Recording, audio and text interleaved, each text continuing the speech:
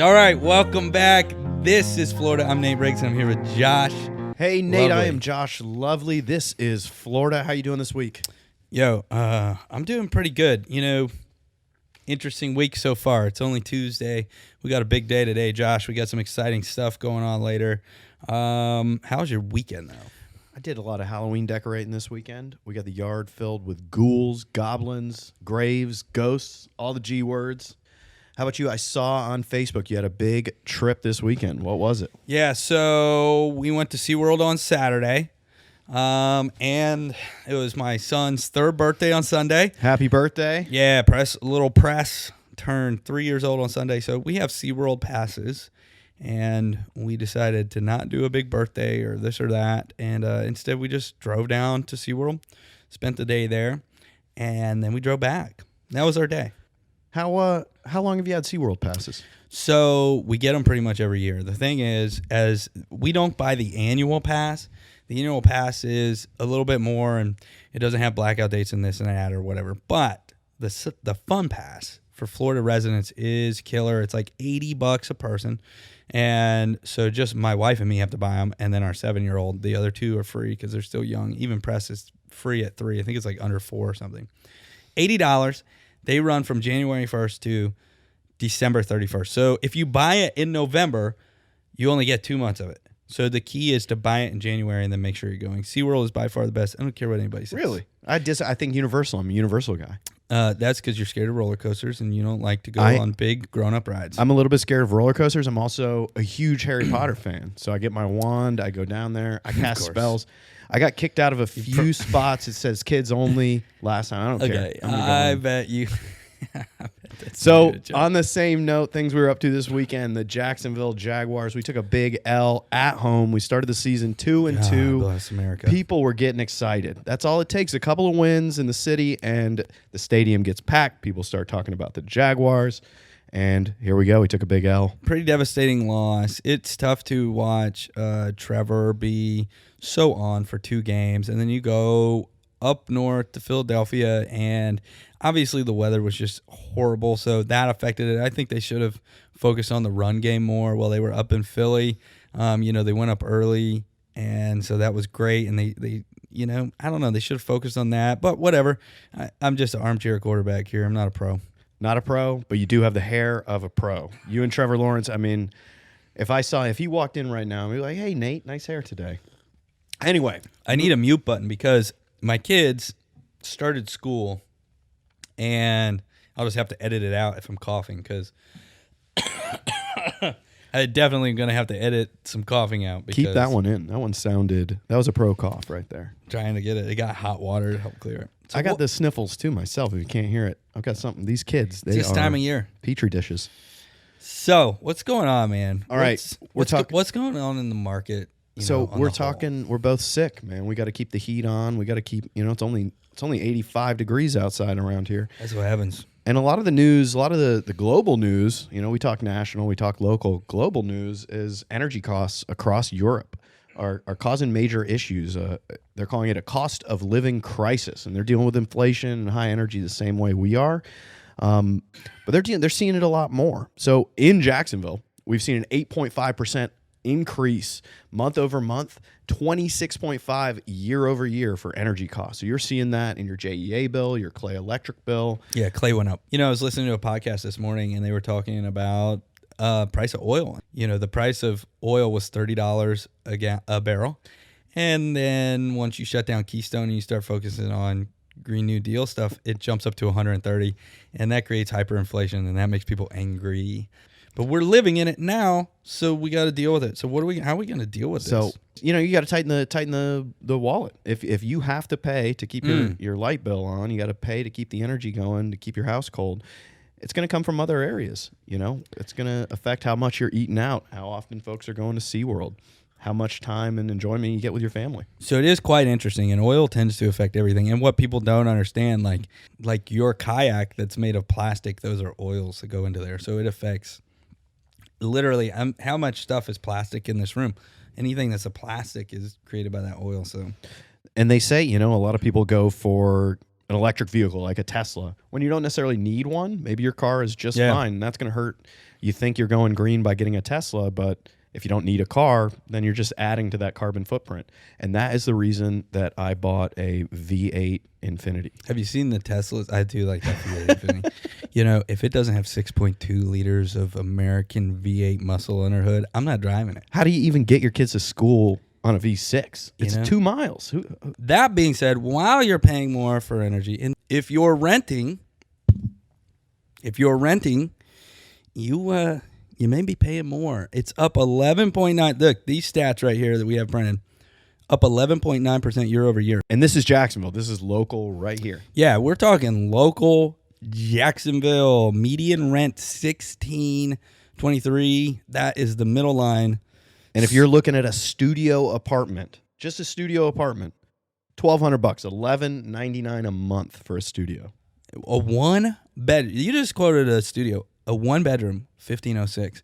My mortgage. $1,506 for a one bedroom. How many times am I going to talk about my mortgage being $1,400? And this is show. What we were talking about on the last episode of this. Homeowners having a net worth 40 times more than renters. And here we go. I mean, if you're paying $1,500 a month for a one bedroom, how could you ever get ahead? How can you do it? And then it's going to bump up to, a 2 bedroom. You got a kid, $1,700, and now you're putting that kid in daycare. The mortgage on my house is $1,400 a month. $1,400. And how many bedrooms is that house, Nate? It is a 2,600 square foot house that I built brand new with a 3-car garage, 4 bedrooms, 3.5 baths. I got 9 sinks. 9 sinks in a house. I got dual sinks in every bathroom besides the half bath. They could charge you $100 a sink. Dual ovens stacked on top of each other. Palm trees and banana trees in the backyard because I planted them because I can do what I want. You're looking at $2,400-$2,500 a month, and that's this year. Next year, it's probably going to go up because 57% of surveyors reported that their rent increased in the last 12 months, showing that the rent increase year over year, the market is still moving. That rent number is still going up, and those folks who are renting are absolutely feeling it. All right, so what's the silver lining of this? We've got to find some good news. 81% of renters surveyed who were considering buying a home said that the rising interest rates and inflation impacted their plans. And this is exactly what we have been talking about every episode, every day of my life. I feel like what is making you hesitate because it is costing your family money. And there it is right there. 81% of people, rising inflation and rising interest rates. So here's, and I know a lot of the feedback out there could be, it's easy for you to say, or easier said than done, or, well, if I'm paying $1,000 more than you're paying on your mortgage to live in this house, how can I save up for my down payments for this or that, or how can I afford to save? I hear you on that. That kind of sucks. When I bought my house, I was in a similar situation.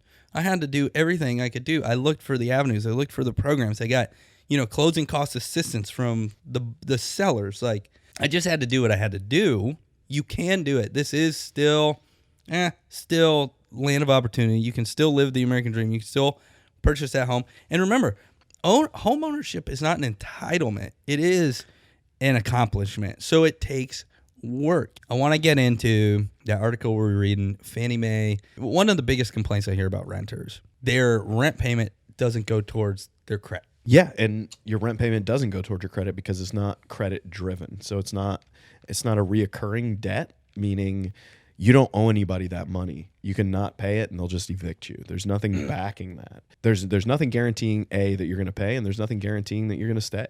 Your rent it's not backed by collateral. So there's no way for them to look at it and say, hey, because there's no skin in the game. At any given day, you can be like, F you, apartment place, I'm out of here. And you don't pay, and it's fine. You're off the hook for the most part. It might hit you. And so when I hear people say that, first of all, I think it's just an excuse, honestly, because what else can you use on credit? First of all, don't have your credit maxed out. Yeah, you want to keep your credit utilization somewhere between 30 and 40%. And that goes back to the common thinking, great, I'm just going to pay off my credit card and that'll help my credit. Not necessarily. If you've got it maxed out right now, and let's say you got a $1,000 limit, we're going to take it down to $300, not zero. And the credit bureaus seem to like that a heck of a lot more.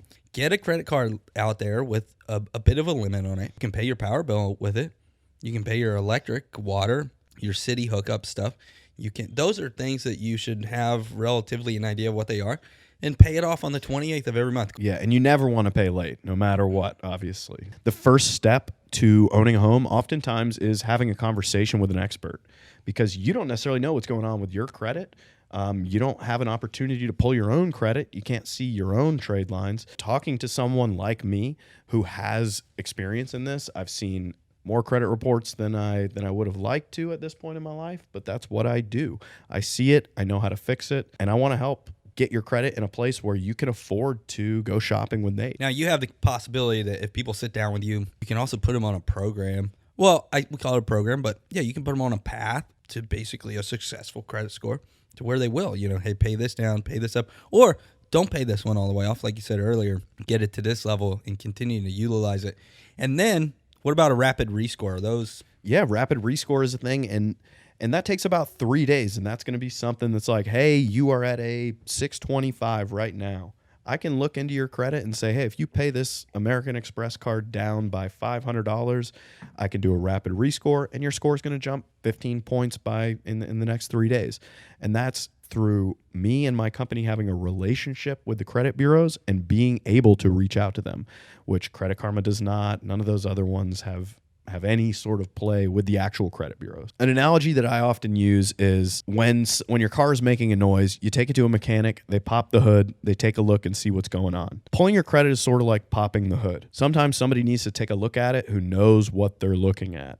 And if I take a look and see, hey man, you've got medical debt, or you've got collections that maybe you didn't know about, which is common. I pulled my own credit and there was stuff on there I didn't know about. I thought all these clients were lying for years and years. Oh, I didn't know. No, there could be stuff on there that you're unaware of, but having the initial conversation with me should not scare anybody.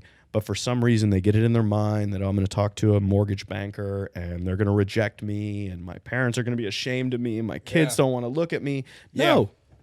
Yeah, no, absolutely not. What kind of hit on the credit are we talking about if we're pulling the credit? So if you want to go mortgage shopping and find 7 different mortgage bankers and get your credit pulled through each of them, that's going to affect your score. But if you're reasonably shopping 3 or 4 credit pulls within a solid 30 to 60 day period, you're not going to see any change. If you do see a change from those excessive credit pulls, maybe you were at a car lot last month and now you're mortgage shopping, getting 2 or 3 pulls for mortgages, that's going to hurt your score. I've seen it to where it hurts somebody's score literally 1 point on up to like 7 or 8 points. So while that's not a lot, if you're borderline, it's going to hurt you. But people seem to worry too much, in my opinion, about when they get their credit pulled. And it's a good guard to have up. You don't want to be handing out your birthday social and letting people pull your credit.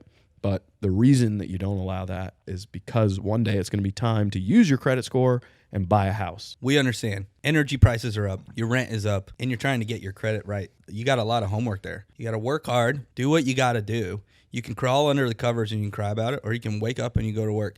We're here at work. Exactly. Then you get with a mortgage lender and you get on a path to it. You find out how much you need to save up. Then interest rates come to play, and we'll kind of wrap it up here. There are programs. Like right now, there's a 2-1 buy down. Yeah, we've got the 2-1 buy down. We've got a 1-1 buy down. Adjustable rates are terrifying, but they're still out there. And the main thing that every conversation I have right now with active clients who are locking in the rates, who are buying houses, is this is not permanent. This is not forever. I am going to be calling you in about 6 months trying to get you a lower rate. Yeah, and here's the thing. This is what I always say. You've got to keep moving forward. Because if you just buy into the doom and gloom, what they're telling you out there on the media and all that, and you just stay stagnant, the price of regret, the bill it sends you, you can't afford that. You sit on this and you don't make a move and you just continue to make excuses and reasons why you can't make a purchase, then you're going to get left behind. You have to commit. You have to make it. But if you do want it, and if you are willing to put the work in, there's programs out there. There's ways to do it, and you can purchase a home. Everybody can do it. Your life is going to be better for it down the road. I know waitresses and bartenders who have purchased homes. So yeah, you can do it in any position. Yeah, it doesn't matter. These numbers are a bit doom and gloom, but you can kind of flip that and put yourself on the other side of these numbers. We were talking about the cost of rent. What if they're paying that to you? That's going up every month. What if instead of caring about the rising rates or caring about inflation, you've already bought your home? that's good news to you.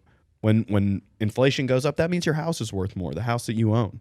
But if you don't own that house, you're getting left behind. Yeah, definitely. So in summary, there's a lot out there to look at on the negative side. But if you choose to look on the positive side and you choose to put in effort, you're going to be better off for it.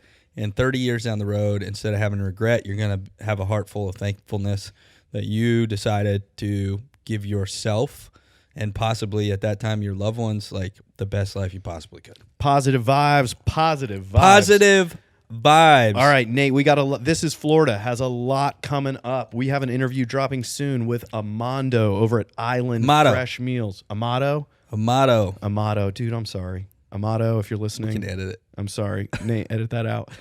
We have an interview with Michael over at the owner of Ardwolf, brewmaster over there, owner of Catbird Coffee.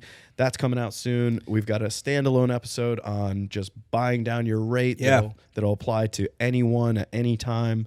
So we look forward to you listening more. We look forward to hearing your feedback. Thank you so much for joining us. Yeah, thanks so much. As always, head over to NateRiggsOfficial.com. Everything's there at the top. There's like a social media tab. You could see all the socials. Get my links on there? Yeah, we'll put them on there. Yeah, because you're in the system. JoshLovely.com. You look at the lender partner. He's on there. Mm-hmm. Hopefully he's got my picture. Until next time. We'll see ya. Bye-bye.